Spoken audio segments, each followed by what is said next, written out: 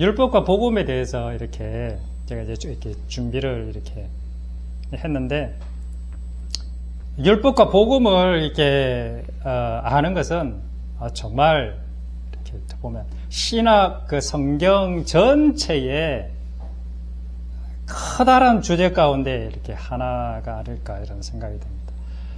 이 율법을 잘 알아야 되고 복음을 잘 아는 게 이게 정말로 중요하다. 그래서 성경은 신약과 구약으로 되어 있지 않습니까? 유대인들은 구약을 인정하고 이슬람 사람들도 구약을 어느 정도 이렇게 인정을 하고 그러는데, 우리는 이제 구약과 신약을 같이 이렇게 읽고 보지 않습니까? 그러니까 우리가 신약을 이제 읽으면 이 싸움이 뭐냐? 그 유대인과 그 개종한 그 크리스찬,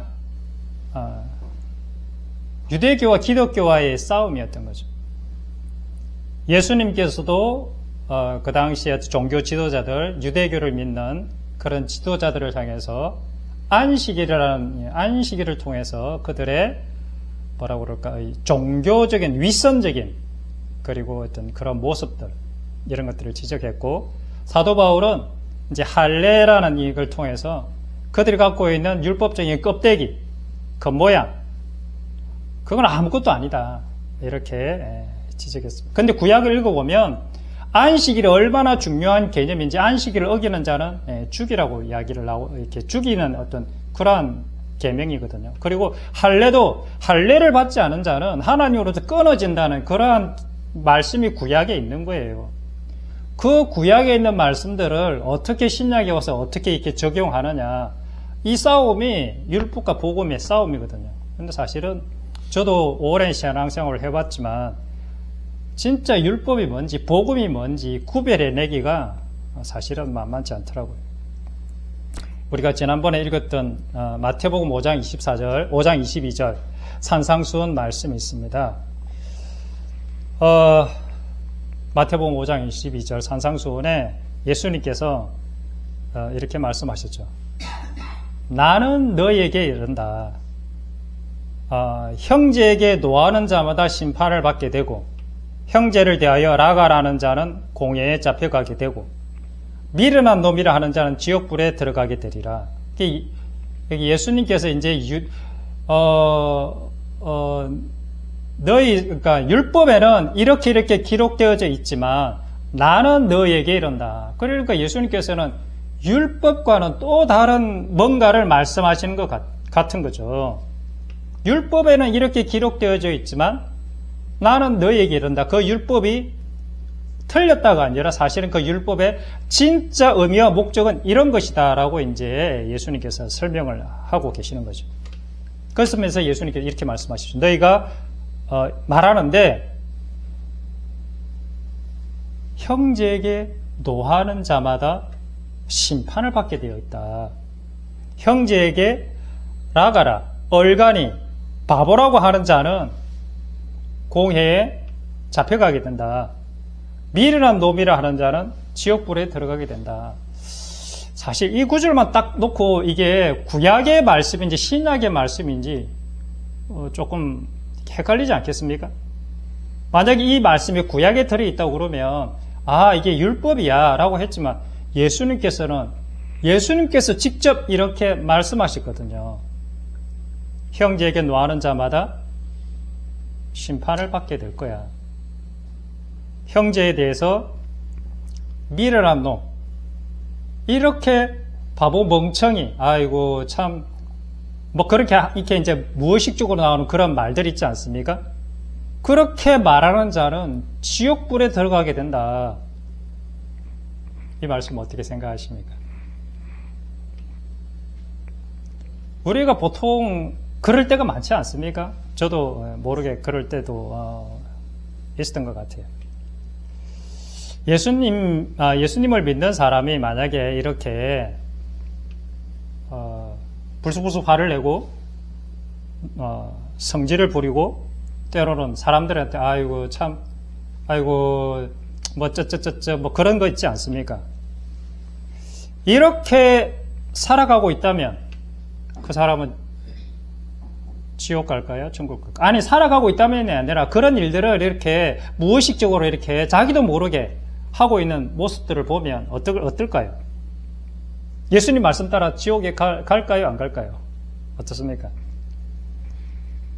예수님을 믿기 때문에 그래 내가 그렇게 때로는 뭐 이렇게 실수할 수도 있고 잘못할 수도 있지만 나는 예수님 믿어서 용서를 받았으니까 나는 천국에 갈 거야. 어느 말이 맞을까요? 이게 중요한 문제거든요. 내가 지옥에 갈 거냐 천국에 갈 거냐. 이거 정말 중요한 문제입니다. 뭐에 달려있느냐? 네가 성질 내고 있느냐? 네 멋대로 네 마음대로 살아가고 있느냐? 아니면 그러한 것들이 삶 속에서 사라졌느냐? 이런 것들이 이제 천국과 지옥을 가르는 기준이다. 성경은 그렇게 이야기하고 있습니다. 예수님을 믿는다는 게 도대체 뭘까요? 우리 예수님 믿어라. 예수님 믿으면 구원받는다. 오늘도 이제 아침에 지하철 추운데 어떤 분이 지하철 나오는데 예수 믿고 구원받으세요. 예수 그렇게 이제 그 휴지를 나눠주더라고요. 물티슈를. 예. 도대체 예수님 믿는다는 게 도대체 무엇입니까? 예. 우리는 흔히 예배 시간에 우리 사도신경을 외우지 않습니까? 천지를 만드신 하나님 아버지를 내가 믿사오며 그 외아들 우리 주 예수 그리스도를 믿사오니 그렇게 이 사도신경을 외우고 또 우리 헌법에 보면 이제 그 웨스트민스터 신앙 고백서가 우리 헌법에 있더라고요 보니까 그것들을 배우고 공부해서 그 문답을 하고 그것을 배워 알고 그것을 내 입으로 고백하면 그것이 과연 예수님을 믿는다라고 말할 수 있을까요?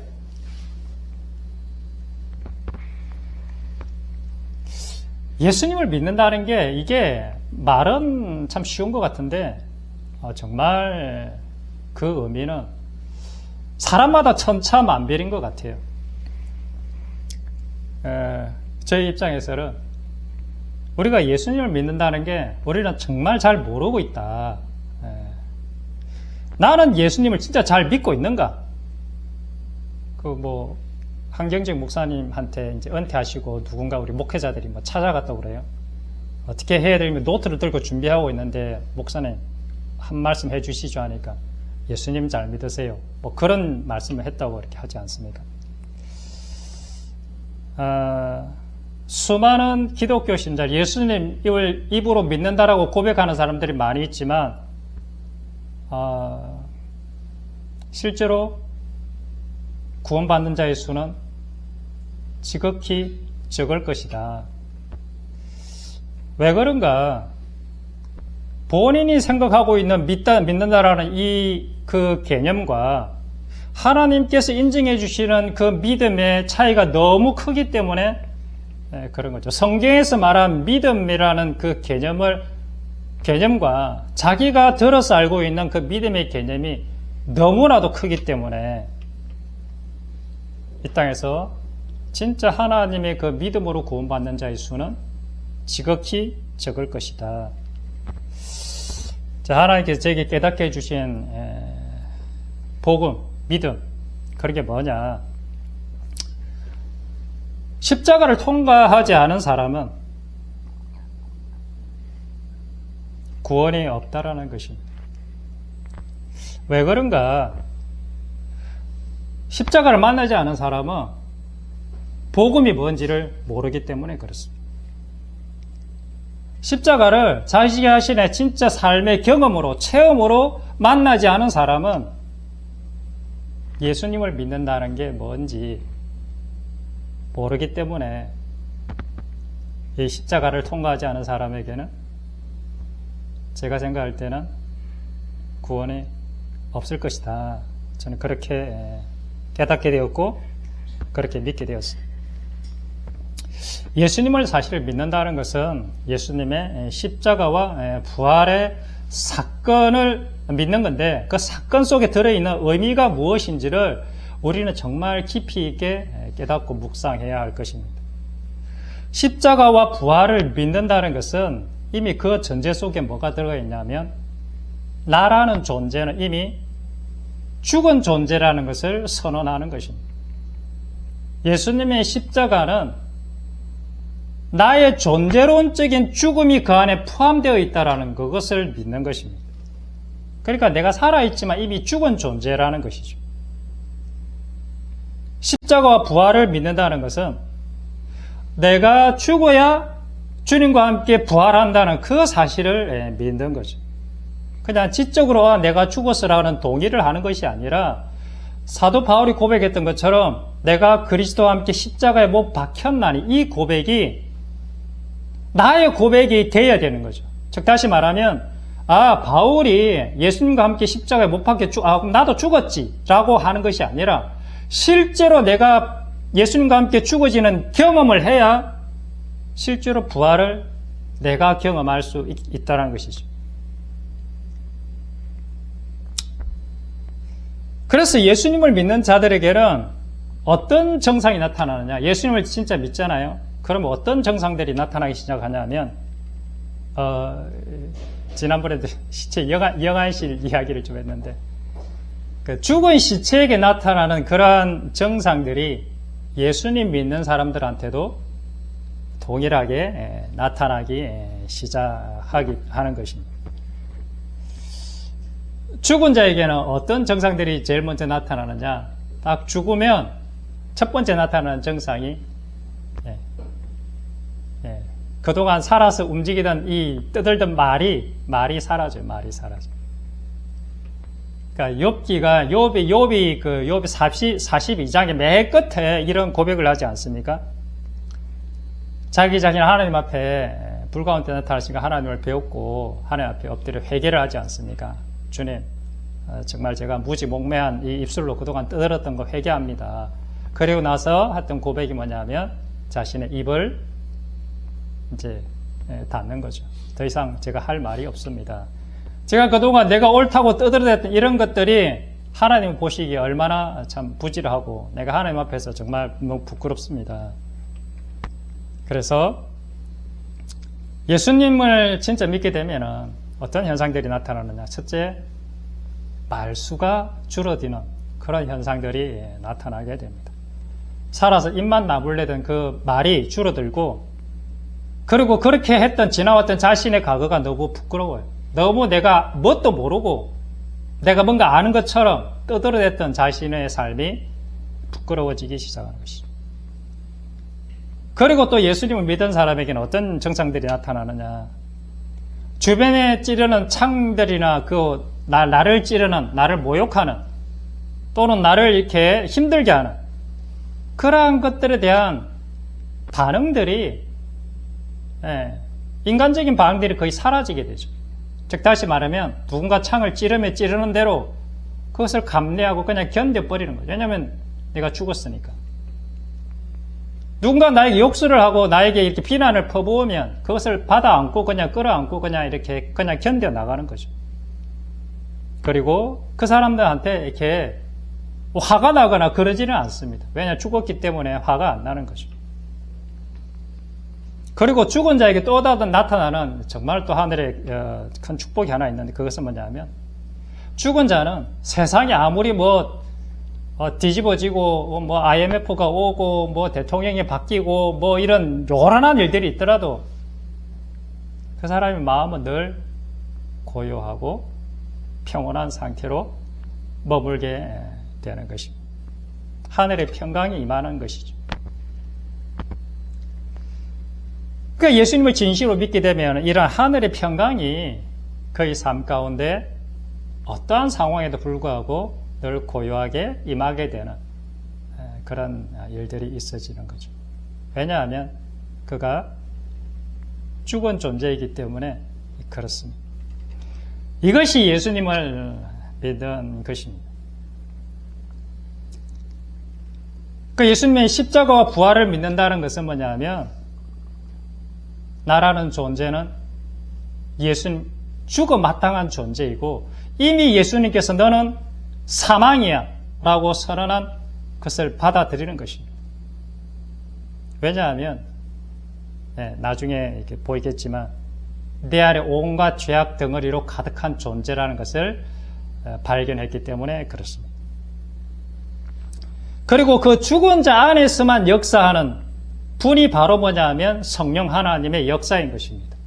하늘의 밀이 땅에 떨어져 그대로 있으면 성령님께서는 절대로 역사하실 수가 없는 것이죠. 성령님께서 내 안에서 왕성하게 활동하시려면 내가 반드시 죽어져야만 성령님께서 나를 마음껏 끌고 다니시면서 그분의 뜻을 펼치시게 되어져 있는 것입니다. 그래서 죽은 자에게 나타나는 정말 하늘의 놀라운 선물이 하나가 있는데 그것이 바로 고린도전서 13장에 나오는 성령님께서만 하실 수 있는 그 아름다운 사랑의 모습이 나의 삶 속에도 열매 맺히는 것을 경험하게 되는 것입니다. 사랑은 오래 참고, 사랑은 온유하며, 사랑은 시기하지 아니하고, 자랑하지 아니하고, 교만하지 아니하고, 무례히 행하지 아니하고, 자기의 유익, 이기적인 삶을 살지 않게 되고, 진리를 기뻐하고, 모든 것을 믿고, 참고, 견디는 이러한 일들이 그의 삶 가운데서 열매 맺히는 것을 보는 것이죠. 이것을 우리가 예전에는 제가 고린도전서 13장 이런 거 읽으면 정말 너무 아름다운 글이지 않습니까? 나도 이렇게 살았으면 좋겠다. 나도 이렇게 살아야지. 그런데 그렇게 기도하고 매일같이 묵상하더라도 결코 사라지지가 않는 것입니다. 내가 죽기 전에는 죽은 자에게만 이 아름다운 씨앗이 떨어져서 그곳에서 이 아름다운 열매가 맺혀지기 때문에 그렇습니다. 그래서 하나님을 믿는 자들에게는 어떤 일들이 벌어지느냐? 하나님의 선물인 그 아름다운 그 선물들이 주어지는데 이것은 내가 이렇게 살아야지, 내가 이렇게 살고 싶다, 발버둥 친다고 해서 그 선물이 내 것이 되는 것이 아닙니다. 오히려 반대로 내가 발버둥 치는 것이 아니라 내가 죽어져 갈 때 하늘의 선물이 내 안에서 떨어져서 나도 모르게 자라나는 것을 경험할 수 있을 것입니다. 그러니까 이러한 아름다운 품성의 선물들은 내가 뭔가를 이렇게 얻으려고, 찾으려고 물론 해야 되지만 그 모습이 어떻게 나타나야 되느냐? 내가 점점 죽어가고 하나님 앞에 절대 무능한 존재라는 것을 점점 깨달아갈수록 그분의 나라에 가까워지는 것을 경험하게 되실 것입니다. 다만 이러한 성품들이 선물로 주어지는데 그것을 하나님께서 어떤 형태로 주시느냐? 선물을 완전히 다 만들어서 주시는 것이 아니라 그 선물을 정말 하나님도 기가 막히세요. 씨앗의 형태로 우리 안에 집어넣어 주시는 거예요. 씨앗의 형태로. 그러니까 수박을 우리한테 주고 싶은데 수박 덩어리를 만들어 주신 것이 아니라 수박 씨앗을 우리 안에 집어넣어 주시는 거죠. 그 수박 씨는 너무 작지만 그 씨 안에 수박이 몇 덩어리 들어있을까요? 어마어마한 수박 덩어리가 그 안에 들어있거든요. 그 수박 한 통을 주는 게 아니라 이 씨를 통해서 하늘의 온갖 것들이 그 안에 다 들어있거든요. 그래서 하나님께 그 씨앗을 우리에게 주셨는데 이 씨앗을 우리는 잘 돌보고 가꾸고 해야 되는 책임과 의무는 우리에게 있다. 그래서 농부도 똑같이 농부지만 농사를 짓지만 어떤 사람은 막 소출이 풍성하지 않습니까? 어떤 사람은 소출이 이렇게 막 별로 이렇게 안 좋아요. 농부의 같은 그런 기술도 있는 거죠. 마찬가지로 하나님께서 우리에게 주신 생명의 씨앗들은 다 동일하지만 각자가 그것을 어떻게 가꾸고 어떻게 관리하느냐에 따라서 아름다운 더 풍성한 열매가 맺히는 반면에 어떤 사람은 뭐 별로 이렇게 그냥 뭐 그런 열매가 맺히는 그런 일들이 있는 거죠. 그래서 이 하나님 주신 그 생명의 씨앗, 이 아름다운 품성의 씨앗은 무엇을 먹고 자라느냐? 우리 인생이라는 시간을 먹고 자라고 또 우리 인생 가운데 주어지는 하나님의 고난을 먹고 고난의 양분을 먹고 자라는 게 이 하늘나라의 그 생명의 씨앗의 특징이거든요. 그래서 내 인생 가운데 이해 안 되고 말할 수 없는, 사실 우리 각자 있지만 각자 말할 수 없는 그런 아픔들이 다 있지 않습니까? 말은 안 해서 그렇지. 막 맨날 웃고 그래서 그렇지. 그런데 그 말할 수 없는 고난이 진짜 하나님의 선물임을 볼 수 있는 이렇게 눈이 떠여지는 것. 이것이 복음을 발견한 자, 믿음을 가진 자에게 주신 하나님의 은혜인 것이죠. 그러니까 내게 주어진 이 고난이야말로 주님, 이 고난에서 나를 좀 어떻게 좀 벗어나게 해주십시오. 이렇게 기도할 것이 아니라 하나님, 제게 이런 고난을 주셔서 너무 감사해요.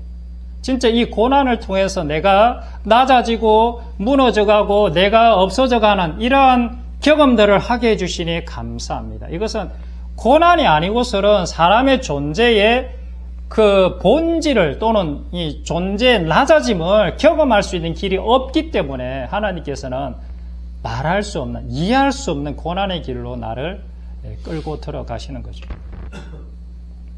그래서 이 고난의 길을 정말 통과할 때 너무너무 어렵지만 그 길을 지나고 난 이후에는 이 고난이 아니면 절대로 경험할 수 없는 그런 정말 놀라운 축복의 시간이었다라는 것을 우리 모두가 다 아마 고백하게 되실 것입니다. 아까 읽었던 마태복음 5장 22절에 보면 지옥불에 들어가지 않으려면 우리가 이제 예수님께서 이렇게 말씀하지 않습니까? 미련한 놈이라 하는 자는 지옥불에 들어가게 된다. 그럼 우리가 이 말씀 듣고 어떻게 해야 되겠습니까? 형제한테 내가 더 이상 미련한 놈이라 안 해야 되겠네? 안 해야죠. 화를 내서는 안 되겠죠. 왜냐하면 예수님께서 그렇게 말씀하셨으니까. 그런데 그것이 우리가 살아생전에 가능할까요? 어떻습니까? 어떻게 사람이 한 번도 화를 안 내고 살아갈 수 있겠습니까? 그러면 때로는 우리가 불쑥불쑥 화를 내기도 하고, 야, 미련한 놈아, 아이고, 참 등신아, 뭐 이렇게 할 때, 그때, 예수님께서는 그럼 내가 지옥불에 들어간다고 했는데, 아이고, 주님, 잘못했어요. 주님, 제가 또 이러면 실수했네요. 정말 참 주님 죄송합니다. 우리 보통 이렇게 하지 않습니까? 근데 그렇게 하면 이 사람이 과연 구원을 받을까요? 아니면 예수님 말씀하신 대로 너 미련한 놈이라고 했으니 근데 지옥불에 들어가게 될 거야. 지옥불에 들어갈 거예요. 어떻습니까? 하나님 죄송합니다. 내가 다음에는 그렇게 남들한테 미련한 놈이라 안 할게요.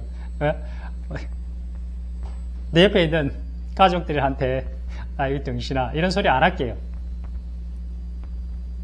그것이 과연 진정한 회개의 모습일까요? 어떻습니까? 내가 어쩌다 보니 화를 냈는데 오늘 너무 화가 나. 진짜 너무 이제 불같이 화가 났는데 회개하기 전에 만약에 죽어버렸다. 그러면 그 사람은 어떻게 될까요? 천국에 갈까요? 지옥 갈까요? 참 이런 문제가 참 쉽진 않은데 예수님 말씀대로라면 그 사람은 지옥 갑니다. 율법은 이렇게 적용을 합니다. 율법은 야, 너 아내에게 오늘 내가 분명히 분내지 말라라고 그랬잖아.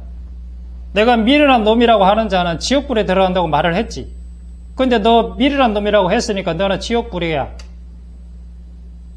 너 남편에게 아내에게 성질 부렸지. 또 자식에게 너 화를 냈지. 그러니까 너는 지옥이야. 이게 예수님의 말씀이에요. 이게 요한복음 아까 마태복음 5장 22절에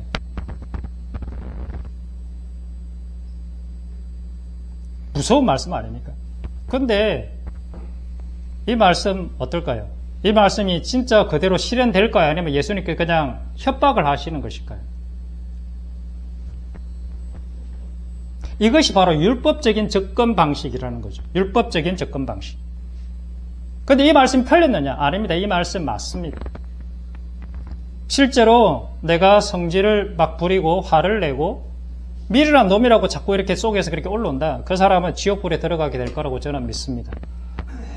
그러면 복음은 어떻게 접근하느냐? 도대체 이 말씀을 복음을 어떻게 접근할 수 있는가? 나는 내 스스로 올라오는 이 화와 분노를 참을 수 없다는 것을 내가 알아. 나는 죄인임을 인정해. 복음이 아니라 또 이렇게 접근하는 방식이 있습니다. 그래서 나는 내가 죄인임을 고백하고 예수님을 영접했으니 내가 비록 가끔씩은 성질을 내고 화를 내고 남을 험담하고 뒷담화하고 그렇게 하더라도 그분의 은혜로 그분의 은혜가 나를 구원하신 것이지, 내가 화를 낸다고 구원을 못 받는다면, 그리고 남을 판단하지 않고 그렇게 살아감을 통해서 하나님께서 그럼 너 이렇게 살아가는 거 보니까 천국에 보내줄게 라고 한다면, 그것은 구원이 하나님의 은혜가 아니라 나의 노력이나 나의 행위에 달린 것이 아닌가, 이렇게 접근할 수 있을 것입니다. 이러한 접근이 제가 과거에 알았던, 과거에 제가 생각했던 복음이었던 것 같아요. 이것은 거짓 복음입니다. 실제로 예수님의 말씀대로 아까 말씀드렸듯이 형제에 대해서 함부로 말하고 화를 내고 성질을 내고 그리고 미련한 놈이라고 아이고 등신아 이렇게 생각하고 있는 그러한 마음의 자세를 가지고 있어는 지옥에 갈 수밖에 없습니다. 예수님 말씀이 진리. 그런데 이것이 복음으로 접근하게 되면 어떻게 되느냐? 이렇게 해석이 될 수 있습니다. 예수님을 믿게 되면 어떤 일들이 벌어지느냐? 예수님을 믿게 되면 형제에 대해서 노하지 않는 사람이 되어진다. 형제에 대해서, 내 이웃에 대해서 화가 나지 않는 사람이 되어진다. 이것이 바로 나를 믿는 거고, 이것이 바로 복음이다. 네 마음속에 형제의 허물과 잘못, 그것을 보고 그 사람의 티끌을 빼주려고 하는 것이 아니라 그것을 볼 때 네 눈에 있는 들보를 보게 되는 그러한 놀라운 은혜가 주어진다. 그래서 네 안에 있는 그 들보를 뺀 심정으로 그 사람에 대해서, 티끌에 대해서 긍휼함과 애통함의 사랑이 솟아나는 사람이 된다. 너의 존재가 바뀌게 된다. 그러니 네가 형제에 대해서 라가라 하고 욕설을 하고 등신이라 하고 이렇게 비난하면 너는 나를 믿지 않는 사람이니까 지옥 가는 거야. 이렇게 되는 것이죠. 나의 존재가 변했기 때문에, 예수님을 믿는다는 것은 나의 존재가 변했기 때문에 내 배에서 생수의 강이 흘러나오는 그러한 그러니까 사랑이 흘러나오는 그러한 것을 경험하게 되는 거죠. 내가 힘쓰고 애쓰고 사랑을 베풀려고 하지 않는데도 나도 모르게 그냥 사랑이 나가는 거죠. 그런 사람이 되는 것입니다. 얼마나 좋습니까? 네. 그래서 예수님 믿게 되면 아무리 하찮아 보이는 그러한 사람, 정말 내 눈에는 이렇게 정말 아닐 것 같은 그런 사람이라도 내 마음으로 판단하거나 미련한 놈, 바보 같은 놈 이렇게 말을 하지지가 않게 되는 것입니다. 그런 사람이 되고 싶어도 되지 않게 되는 것입니다. 이것이 복음인 것입니다. 그리고 그렇게 삶의 모습에서 그렇게 살아가지는 사람들한테 주어지는 것이 바로 천국의 열쇠가 주어지는 것이죠. 아무에게나 주어지는 것이 아니라 진짜 예수님을 믿은 사람, 그래서 진짜 죽은 자에게 나타나는 그러한 정상들이 나타나는 사람, 자신의 존재, 자신의 죄악덩어리 실존이 어떤지를 발견한 사람, 그래서 예수님을 나의 삶의 구주로 모셔드리고 이런 자에게 천국의 열쇠가 주어지고 하늘나라의 문이 열려지게 되는 것이죠. 나의 온갖 교만, 자기 자랑, 욕심, 욕망의 덩어리였던 내가 이제는 예수님을 믿고 보니까, 예수님의 그 십자가와 부활을 발견하고 보니까 내 안에서 예수님의 그 십자가의 사랑이, 그 긍휼이 나도 모르게 솟아나는 사람으로 바뀌어지는 것. 이것이 예수님을 믿는 것이죠. 이것이 바로 복음의 능력인 것입니다. 이것이 십자가의 능력인 것입니다. 죽었던 나를 새로운 예수님을 닮은 사람으로 완전히 변화시켜 버리는 것. 그러니까 우리가 노력해서 하는 게 아니라니까요. 하나님의 선물로 씨앗으로 우리 안에 주시면 우리는 그것을 잘 간직하고, 그것이 뭐라 하면 내 안에 들어온 하나님의 언약궤예요. 언약궤. 하나님의 언약궤가 내 안에 들어와 가장 거룩한 지성소에서 이렇게 모시고 그분과 이렇게 날마다 이렇게 제사를 드리는 거죠. 교제하면서 그분의 긍휼을 구하고 사랑을 구하고, 그분의 먹는 음식이 바로 우리의 피라는 거죠. 피의 제사. 즉 다시 말하면 내 자아의 죽음의 제사의 그 양식을 먹고 내 안에 있는 이 그분은 살아가신다는 거죠. 이것이 거듭남의 능력이고 성령의 능력인 것입니다. 그러니까 우리는 우리 스스로 절대로 우리 존재를 바꿀 수가 없는 것이죠. 그래서 우리가 그리스도와 십자가에 죽은 자만이 온전한 그리스도의 사람으로 변화될 수가 있는 것입니다. 그러니까 우리가 힘써야 될 것이 무엇입니까?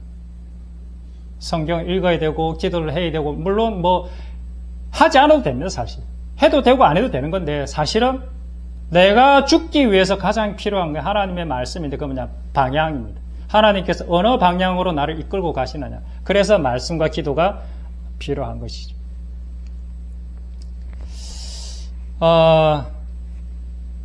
우리의 삶 가운데 진짜 이렇게 내 삶 가운데 내 안에서 주시는 그러한 주님의 그 충만함, 그러한 변화된 이것이 가정에서도 또는 내 주변에서도 삶 가운데서 과연 경험하고 있는가, 우리 자신이 한번 되돌아보았으면 좋겠습니다. 이렇게 아까 고린도전서 13장에 말씀하신 사랑 언제나 오래 참고 온유하고 겸손하고 기다려주고 자기 이익을 구하지 아니하고, 이러한 아름다운 향기가 나타나는 것이 하나님의 자녀의 거듭난 자의, 예수님 믿는 자의 당연한 증거인 것이죠. 그래서 성경은 온통 이 이야기를 하고 싶은 것입니다. 구약도 그렇고 신약도 그렇고 하나님의 거룩한 백성, 나를 닮은 백성, 내가 거룩하니 너희도 거룩하라, 하나님은 사랑이니 너희도 사랑하라, 이러한 것들을 구약과 신약 동일하게 율법을 통해서, 말씀을 통해서 우리에게 주시는 거죠. 그런데 변화되기 전에, 내가 하나님 앞에 죽기 전에는 이 하나님의 말씀들이 다 짐으로 다가오는 거죠. 왜냐하면 내 안에 능력이 없는데, 머리로는 아는데 그렇게 살아야 되겠는데 사라지지 않으니까 다 짐인 거죠. 오른밤을 때리면 왼밤도 돌리더라. 어휴, 어떻게 속옷도 가져가면 그것도 또, 아휴, 머리 아파. 아프죠. 왜냐하면 자기 자신은 그런 게 마음이 없는데 그걸 하라고 하니까. 이것이 바로 율법인 것입니다. 그러나 복음은 뭐냐? 내가 죽어버렸으니까 그분께서 나를 오른밤을 때리라면 왼밤도 때려주는 능력이 나한테 있는 것이 아니라 내 안에 있는 그분께서 나로 하여금 그런 사람으로 바꿔버리시는 거죠. 얼마나 놀랍습니다.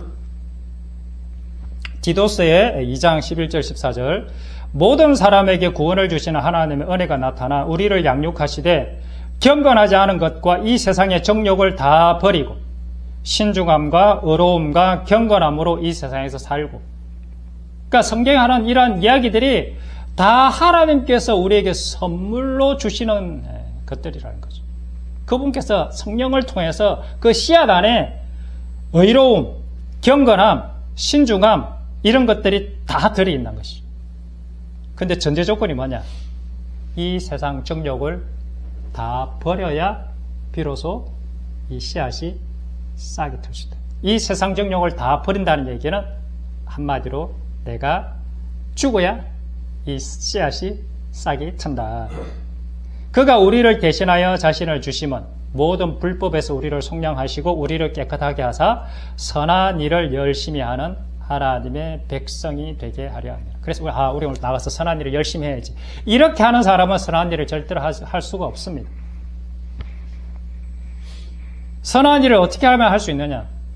이 세상 정욕을 다 버리고 자기 의지, 자기가 하고자 하는 내 안에서 나오는 이러한 자기 의지가 다 사라져야 하나님의 뜻, 하나님의 의지가 비로소 내 안에서 나를 하여금 하나님의 뜻을 이루는 그러한 일들을 하시게 되는 겁니다. 그래서 이 열매를 통해서 네가 진짜인지 가짜인지가 이렇게 구분한다는 거죠. 쭉정이들도 동일하게 똑같은 그 모습은 똑같아요. 쭉정이 그렇지 않습니까? 알곡과 쭉정이 모양 그 모습은 똑같아. 우리 사람은 분별하지 못해. 근데 하나님은 훅 불어버릴 때 쭉정이는 다 날아가 버리고 알곡은 남는다는 거죠. 뭐가 있냐? 쭉정이 신앙은 그 안에 성령 하나님이 안 계신 거예요. 자아가 죽지 않았다는 것이죠. 그러나 진짜 신앙인은 그 안에 성령님이 계시고 그 성령님이 계시다는 것은 그가 그리스도와 함께 십자가에 못 박혀 죽었다는 세례를 받았다는 그 증거가 바로 그 안에 성령님이 계신 증거고 성령님이 계시다는 것은 결국은 성령의 아름다운 열매가 삶 속에서 나도 모르게 무의식적인 상태에서 이렇게 발현되어지는 그런 삶의 증거가 있다는 것이죠.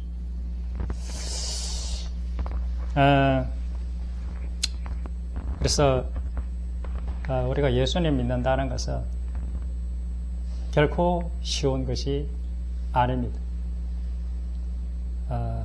교회와 앉아 있는다고 해서 구원을 받는다는 것도 결코 쉬운 것이 아닙니다. 자신의 전 존재가 다 부인되어져야 되고 죽어져야 되고 그럴 때 하나님께서 그 사람의 그 가난한 심령, 텅 빈 마음, 긍휼의 마음, 그 속에 하나님이 하늘의 구원의 씨앗을 떨어뜨려주는 이게 마태복음 산상수훈의 첫 말씀 아닙니까? 심령이 가난한 자는 복이 있나니 천국이 그들의 것입니다. 이 긍휼의 마음으로 늘 하나님 앞에 엎드리는 존재로 하나님 앞에 이렇게 설 때에 또 서지 않으면 하나님의 그 구원의 씨앗은 떨어지지만 하늘 그대로 그냥 그대로 있는 거죠. 그러니까 열매를 못 맺는 거죠. 그래서 우리 광인의 식구들은 모두가 다 이렇게 일단 진짜 하나님의 영으로 충만한 그분의 사랑으로 충만한 우리들의 식구들이 되었으면 좋겠습니다. 기도하겠습니다.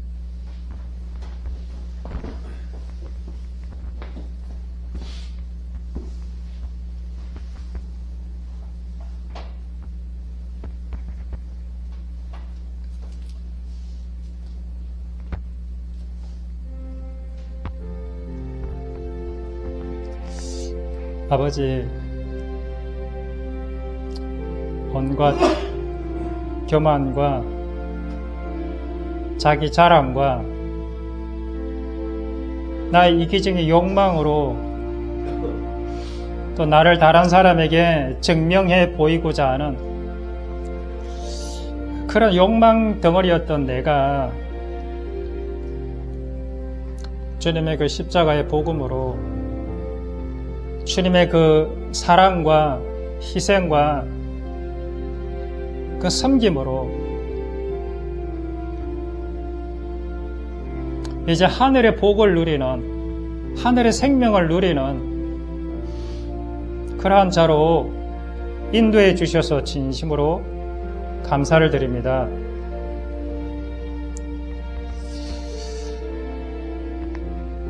하늘의 은혜를 받은 자, 하나님을 믿는 자, 예수님을 나의 주인으로 모신 자는 결코 내 곁에 있는 형제 자매들을 향해서 미련한 놈이라, 바보 같은 놈이라, 아유 덩신아, 결코 절대로 그렇게 할 수가 없는 것입니다. 내가 하나님을 믿는 자로서 혹 그런 마음을 가지고 있다면 그 사람은 틀림없이 지옥불에 들어가게 될 것입니다. 하나님은 우리의 외모를 보시는 것이 아니라 우리의 마음의 중심을 보십니다. 그리고 하나님은 우리가 맺혀지는 그 아름다운 열매, 그 열매들로 평가하실 것입니다. 열매는 내가 존재가 어떠한 존재이냐라는 것을 증거해 보이는 증거일 뿐입니다. 내가 그리스도 안에 있느냐? 그리스도 밖에 있느냐? 내 인생의 주인이 나인가? 아니면 나 인생의 주인이 진정 그리스도인가? 그것이 드러나는 그 삶의 현장의 모습들이 바로 열매인 것입니다. 우리 광견의 식구들은 모두가 다 진짜 하나님의 영으로 충만하고 하나님의 사랑으로 충만해서 나라는 존재는 이 땅에서 점점 사라져가고 오직 그리스도의 그 은혜, 그리스도의 그 사랑, 그리스도의 그 눈물, 그리스도의 그 향기, 그리스도의 그 섬김, 이 아름다운 모습만 가득하는 우리들이 되게 해달라고 같이 기도하겠습니다. 살아계신 아버지 하나님, 은혜를 감사합니다. 저희들이 무엇이간데 하나님께서 이렇게 저희들을 하나님의 나라로 초청하여 주시고 십자가와 복음으로 진정 하나님의 그 부활의 영광에 동참하게 해 주시니 진심으로 감사를 드립니다. 하나님 아버지, 하나님의 말씀은 살아있고 활력이 있어 좌우에 날선 어떤 검보다도 예리하여 혼과 영과 및 관절과 골수를 찔러 쪼개기까지 하며 또 마음의 생각과 뜻을 판단한다고 하셨습니다.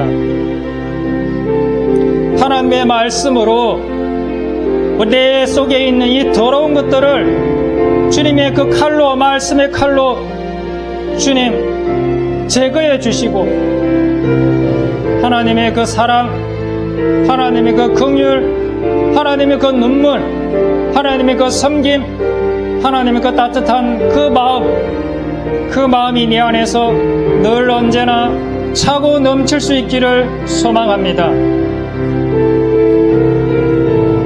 주님, 우리 광년의 식구들 모두가 다 이 십자가, 생명의 십자가를 발견하게 하시고 아버지 하나님, 이 땅에서 하늘에 주시는 그 평강, 하늘에 주시는 그 기쁨, 하늘에서 주시는 그 감사로 충만한 저희들 되게 하여 주시옵소서.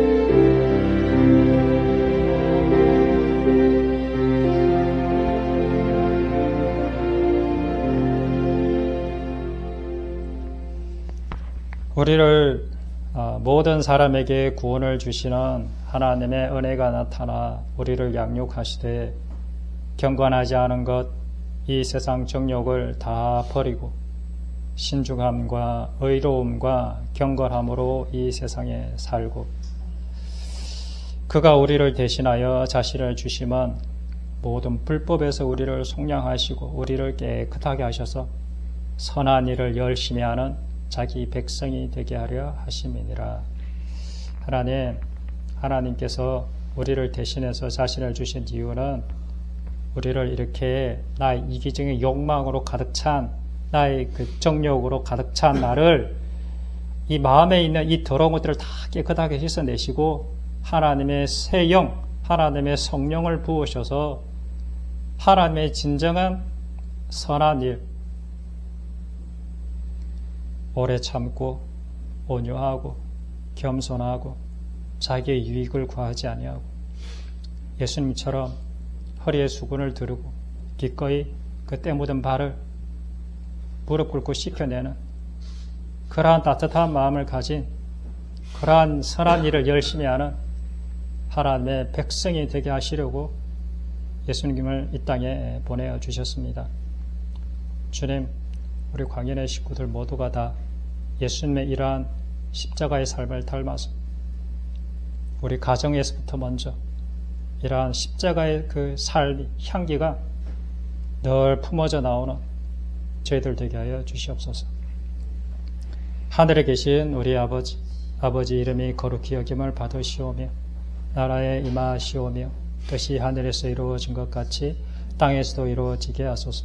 오늘 우리에게 일용할 양식을 주시고 우리가 우리에게 잘못한 사람을 용서하여 준 것 같이 우리 죄를 용서하여 주시고 우리를 시험에 빠지지 않게 하시고 악에서 구하시옵소서. 나라와 권능과 영광이 영원히 아버지의 것입니다. 아멘. 감사합니다.